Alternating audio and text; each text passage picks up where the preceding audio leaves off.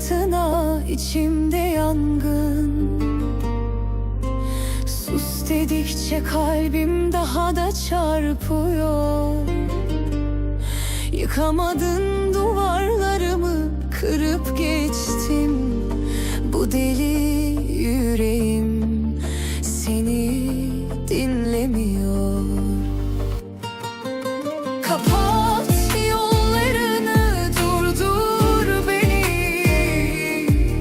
Tutamaz kimse, durmam geri. Ben isyankar, kalbime söz geçmez. Sevdam yanar, ateşim sönmez.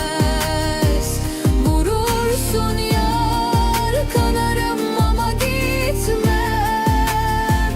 Ben isyankar, senden vazgeçmem.